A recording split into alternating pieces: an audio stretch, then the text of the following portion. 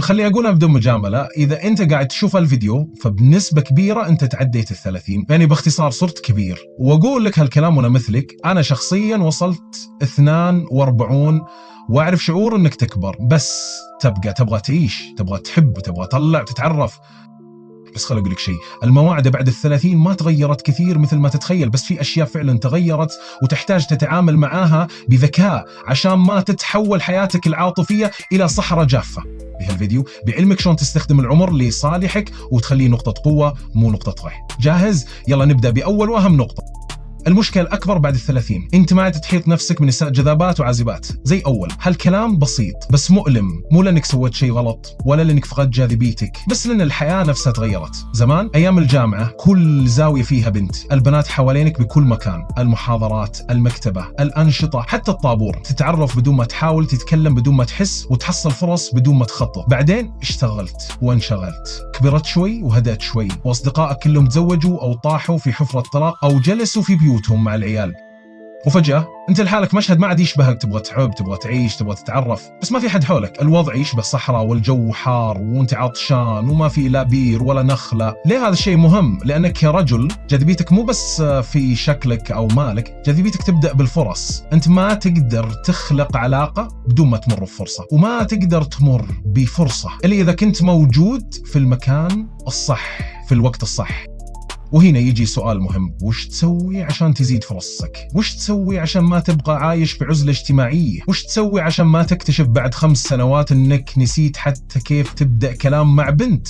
الحل بسيط نظريا، بس يبغى له شغل فعلي. لازم ترجع تتواجد حول النساء الجذابات العازبات أكثر. لازم ترجع تحتك تنشاف وتنشوف. كيف؟ تعال أقول لك بالتفصيل. يطلع مع ناس يحبون يطلعون، انه ما تقدر تنتظر البنت دق عليك بابك وتقول لك هلا لقيتك لحالك وتعال نحب بعض. لازم تطلع، والمفتاح مو تطلع لحالك، عندك صديق اعزب يحب الحياه، ولا اطلعني معاك. حتى لو طلعتكم ما فيها بنات، النيه انك ترجع للحياه الاجتماعيه. عندك صديقه عزيزه بدون مشاعر بينكم، تحب الطلعات، اطلعوا له معرض فني، جلسه نقاش، حفله، اي شيء فيه تجمع راقن. الهدف تطلع من العزله اللي ما تدري متى بدأت تبلعك. روح الأماكن اللي النوع اللي يعجبك يتواجد فيها. تحب البنات الرياضيات؟ روح نادي مو بس تتمرن، بس تكون حاضر في بيئة طاقتها حلوة وفيها أنوثة حقيقية. تحب المثقفات؟ لا تقعد تقرأ تغريدات من خلف الشاشة وتتحسف. روح معرض كتاب، ندوة، كورس، حتى جلسات كتابة أو قراءة. تحب البنات اللي يحبون البزنس والوعي؟ حضر مؤتمرات ريادة الأعمال، معسكرات التفكير الإبداعي، فعاليات نسائية عام. بس مهم جدا لا تطلع عليهم كأنك صياد وسط غزلان. أطلع إنسان عندك قيمة وعندك حضور، لأن البنت الذكية تقدر تشم النية من أول دقيقة. غير روتينك اليوم، روتينك قاتلك وانت ما تدري. انت تحب الأكل؟ لا تطلب دوم من تطبيق. روح اقعد في المكان، حط كتاب أو لابتوب قدامك وعيش الجو. تشتغل فريلانسر بدل ما تقعد في البيت طوال الوقت؟ روح اشتغل في كافيه، في كواركينج سبايس، أي مكان في حياة. تمشي بدل ما تمشي في الزقاق القديم، روح ممشى جديد، في ناس، في حركة، في طاقة جديدة. لأن كل ما زادت احتمالية الصدفة الجميلة زادت فرصك تلقى شخص يلامسك من جوا.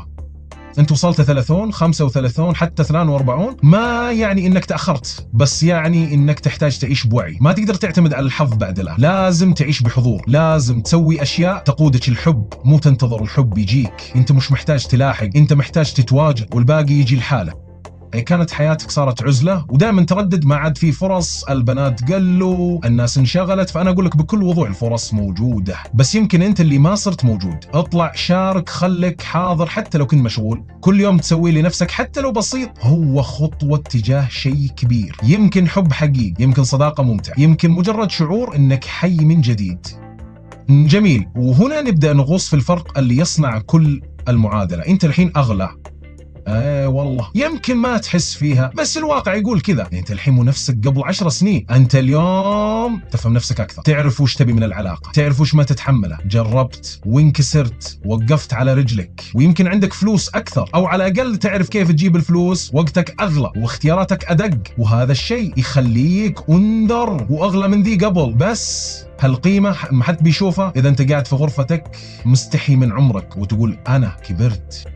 خلني أقول لك شيء يمكن ما قال لك أحد: قيمتك ما تنشاف إلا إذا تفاعلت مع العالم. إذا ما شفتك ما يعرفونك، وإذا ما عرفوك ما يقدرونك، وإذا ما قدروك صرت مجرد وجه تافه يمر في الزحمة، حتى لو قلبك مليان حب وعقلك مليان حكم. وهنا يجي مفهومي الخاص، القرب المقنع. اسمعني زين، أنا ما أقول لك روح الجامعة وقف قدام البوابة زي رجال أمن، ولا أدعوك إنك تلبس شنطة ظهر وتدخل كورس لغة مع طالبات أعمارهم 19 سنة عشان تصير بالصدفة قريب منهم. لا حبيبي، هذا اسمه تصرف غريب. بس أنا أقول لك كن قريب بس بطريقة طبيعية مقنعة ذكية. وهنا تجي قوة مفهوم القرب المقنع.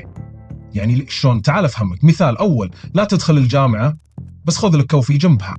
تخيل معي كافيه بسيط رايق، طلاب جامعيين يجون فيه يدرسون يشربون قهوة يفتحون لابتوباتهم، انت رجل وافق رايق عندك شغلك او كتابك قاعد تشتغل او تقرأ، لبسك مرتب، ريحتك حلوة، طاقتك هادية. البنت اللي تدخل وتشوفك ما تحس انك غريب، تحس انك جزء من الجو بس جذاب.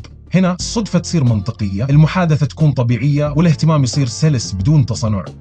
مثال ثاني، لا تدخل نادي أعمارهم تحت 20 بس اختر نادي فيه تنوع بالعمر. نوادي الجيم صارت مثل السفارات، فيها كل الجنسيات كل الأعمار وكل الأنواع. أنت لما تختار نادي في ناس كبار، بنات راقيات، مش بس مراهقات يتصورون في المراية، فأنت قاعد تحط نفسك في بيئة فرصها حقيقية. والأهم ما تبين غريب، تبين مثل الرجل اللي عارف نفسه، عايش حياته وجذاب بدون ما يحاول. مثال ثالث، لا تدخل حفلة طلاب وبس احضر فعالية ثقافية فيها ناس بأعمار مختلفة، أمسية شعرية، ورشة تطوير ذاتي، معرض فني، حتى بعض الفعاليات الموسيقية المختارة فيها ناس بكل الأعمار وكل المستويات. وانت لما تتواجد هناك تفتح احتمالات انك تلتقي بشخص فعلا يشبهك، مو مجرد شكل خارجي لكن اهتمام، ذوق، طاقة. خلاصة القرب المقنع، انت مو غريب، انت ناضج وجذاب وعندك شيء حقيقي تقدمه، بس تواجدك لازم يكون طبيعي، بدون تصنع، بدون مبالغة، بدون تمثيل. وجودك وسط الناس لازم يقول بصمتك أنا هنا، بس ما استجدي أحد. وياك ثم وياك إنك تقارن نفسك بشباب أعمارهم 20 سنة وتقول هذول عندهم فرص أكثر. لا يا عزيزي، أنت ما صرت قديم، أنت صرت مصفى وهم عندهم سرعة. بس أنت عندك وضوح، عندك حضور، عندك نضج يخلي الكلام معك له طعم وله عمق وله وزن، وهذا النوع من الرجال نادر جدا. المواعدة بعد 30 ما هي مستحيلة، بس تبغى ذكاء، نية صافية وخطوات مدروسة. وخل دائما هدفك مو أنا أبي أنجح مع أي بنت، لا، أنا أبي أعيش علاقة راقية فيها قبول، فيها ضحك، فيها عمق، وأنا بكامل ثقتي ونضجي. صدقني في بنات كثير ينتظرون رجل مثلك، بس لازم أولا تطلع للنور. جميل. وآن ننتقل لوحدة من أخطر النقاط اللي كثير من الرجال يغفلونها بعد 30. نوعين من الرجال الكبار، خلني أقولها بدون فلتر. في رجل لما يكبر يصير أروعي، يظهر عليه الوقار، تصير كلمته موزونة، لبسه شد، شكله راكب على عمره، ضحكته ثقيلة بس لذيذة، نظراته واثقة، ريحة عطرة تقول أنا هنا وأنا رجل. والنوع الثاني كبر وبس، يعني تمشي عليه تقول الله يعينه، شكله تعب من الحياة، كأنه انطفى من جوه، كأنه يعيش لأنه لازم مو لأنه يبي. وهنا المفترض إما تكبر وأنت تلمع أو تكبر وأنت تنطفئ. وأنا أدري أنك تبي تكون النوع الأول، بس كيف؟ خلني أشرح لك بالتفصيل بحب وبشوية ضحك على الطريق. أولاً ملابسك، لا تلبس من أيام نوكيا 3310، يعني خلاص يا بطل التيشيرت اللي مكتوب عليه just do it وانمسح الحبر من الغسيل ارمى، البنطلون اللي خصره نازل وماسكه بالحزام وقته انتهى من سنة 2009، والجاكيت اللي شريته أيام أول وظيفة لك كان إنجاز وقتها، بس الحين صار ذكرى موزي. بس بعد لا تحاول تصير شباب تيك توك، مو لازم تلبس بنطلون ضيق كأنك استلفته من ولد أختك، ولا تيشيرتات فيها لهجات ما تعرف معناها، ولا شعرك مصبوغ بنفس لون سنونك لما تشرب قهوة كثير. خلك وصل. لبسك لازم يقول أنا رجل، أنا مرتاح في جلدي وأنا مهتم بنفسي لأن جسمي واحترامي النفسي أولويتي. البنت لما تشوفك لابس بذوق بنظافة بتناسق تحترمك، تشوف فيك رجل يعرف يضبط نفسه، وهذا يخليها تصدق أنك تقدر تضبط حياة. ثانياً جسمك، الجسم صار ورقة ضغط، ومو بس عشان الشكل لكن لأن الصحة بعد 30 ما تعود تغفر مثل أول. الأكل يتخزن أسرع، النوم ما يكفي لوحده، والمفاصل تبدأ تشتكي قبل لا تصحى من السرير. هو وش تسوي؟ ترجع جسمك له 35 على الأقل. مو لازم تصير بطل كمال أجسام، بس على الأقل ترجع تشبه نفسك أيام ما كنت تمشي بثقة بدون ما تتنفس بصوت. ليش؟ لأن التمرين بعد 30 صار ضرورة مو كماليات. ما عاد عندك رفاهية تاكل بدون وعي وتجلس بالساعات، ولا عاد عندك وقت تعيش تعبان وتقول عادي بكرة أبدأ، لأن الحقيقة إذا ما بدأت الآن بكرة ما راح يعطيك فرصة تبدأ أصلا. ثالثا طاقته. النوع الأول من الرجال يجي للمكان، المكان ينور. النوع الثاني يجي للمكان، الكرسي ينام عليه. فرق الطاقة مو في الكافيين، في الشغف. انت لما يكون عندك هدف، اهتمام، مشروع، تطور مستمر، تكون حي وعيونك تلمع، والمرأة تلاحظ وتنجب، مو لأنك غني ولا أنك وسيم، لكن لأنك حي. المرأة ما تحب رجل ميت داخليا حتى لو جسده موجود. رابعا نبرة صوتك، طريقة كلامك. هل صوتك مثل الراديو لما ما فيه شبكة، ولا صوتك واثق هادي يوصل الكلام كأنه فيلم؟ هل لما تتكلم تقاطع وتضحك على نفسك كثير وتبرر كل تصرف، ولا تتكلم بثقة بدون ما تعتذر عن نفسك بس بهدوء مريح؟ كل هذا ينبع من جواك. كل ما كنت واثق، مرتاح، متصالح مع عمرك وماضيك ومستقبلك، كل ما صوتك انعكس عليه وقارك. خلاصة الكلام، انت تقدر تصير رجل نادر بعد 30.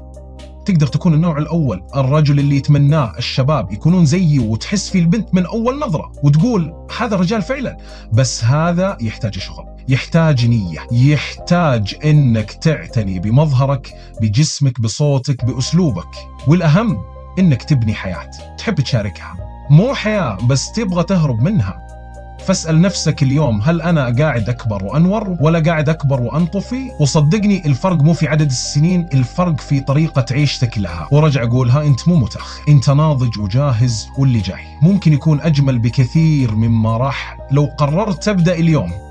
تبي يقولك شيء ما يقولها لك أحد. أنت ما زلت تشوف الجمال بنفس العين اللي كنت تشوف فيه لما كنت شاب. يعني لما كان عمرك 25 كنت طالع في بنت عمرها 25 وتقول واو. الحين عمرك صار 40 بس ما زلت تطالع بنفس الاتجاه. البنت الصغيرة الحلوة اللي عمرها 27 ما زالت تلفتك. طبيعي الرجال نظرتهم للجمال ما تتغير مع العمر، لكن المشكلة أحيانا ننسى أن الزمن مر علينا بس ما مر على ذوقنا، وهذا يخلق فجوة عمرية لازم تتعامل معها بذكاء مو بغباء. أول درس، لا تتكلم عن عمرك من البداية. ليش؟ لأن العمر مو مشكلة، بس الطريقة اللي تقدمه فيها هي اللي تخليه مشكلة. يعني تخيل تتقابل مع وحدة وبعد 5 دقائق تقولها أنا صاير كبير بس والله قلبي شباب. لحظة، من طلب منك تعتذر؟ من قالك كبرك مشكلة أصلا؟ بدل ما تقول أنا كبير خليك تقول أنا جاهز، أنا واثق، أنا مرتاح. خلها تعجبك قبل لا تعرف رقم عمرك. خلها تشوف طاقتك، شخصيتك، ثقتك، نضجك، ولما توصل تعرف عمرك تقول معقول ما توقعت. هذا هو الهدف، إنك ما تعطي رقم، تعطي إحساس. ثانياً، ما تخليها تحس انك تحتها، خليها تحس انها قاعدة تحاول تترقى عشان توصل مستواك، مو تعالي، لا، بس خلها تشوف انك عايش بطريقة راقية، ناضج، ناجح، فاهم الحياة، مشغول بتطورك، وما انت يائس دور حب. الرجل اللي يعيش عمره بكل ثقة، هذا هو الرجل اللي كل البنات تتمنى تلحقه حتى لو فرق بينهم 15 سنة. الحين نجي لنقطة الفلوس، وهنا كثير يخربون على نفسهم. الفلوس مو رشوة ولا هي وسيلة عشان تكسب إعجاب مؤقت. الفلوس أسلوب حياة. أنت ما تصرف عشان تبهرها، أنت تصرف لأنك تعيش حياة تعجبك وتحب تشاركها فيها إذا كانت تستاهل. يعني إيه؟ لو سافرت وبغيت بنت ترافقك في الرحلة، ادفع تذكرتها، بسيطة. بس تشتري لها ثلاجة ولا تدفع إيجار شقتها؟ وش أنت بنك مركزي؟ لا، هذه الأشياء ما تنعطى إلا دي شريكة حياة حقيقية، زوجة أم عيالك، مو أي بنت أعجبتك أسبوع. استخدم الفلوس بذكاء، ادفع تذاكر فعاليات راقية، مو بس قهوة وزيارة نفس الكوفي اللي فيه عيال أخوك. احجز ورش عمل فيها نساء طموحات مثقفات عندهم وعي. لا تقضي ليلتك في أماكن فيها بنات بس جالسين يستعرضون، روح أماكن فيها ناس يعيشون فعلا. الفلوس مثل العمر، يا تستخدمها ترفع قيمتك، يا تخليها أداة تحرجك قدام نفسك.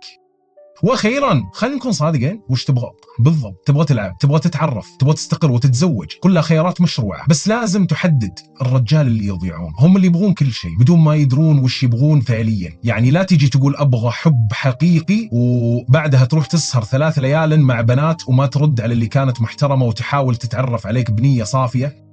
وإذا نيتك زواج، مو لازم تتزوج أول وحدة تبتسم لك، ولا أول وحدة تقول لك أوكي موافق. لا تتزوج اللي وافقت، اتزوج اللي فهمت وشافتك واحترمتك وارتبطت فيك من الداخل قبل الخارج.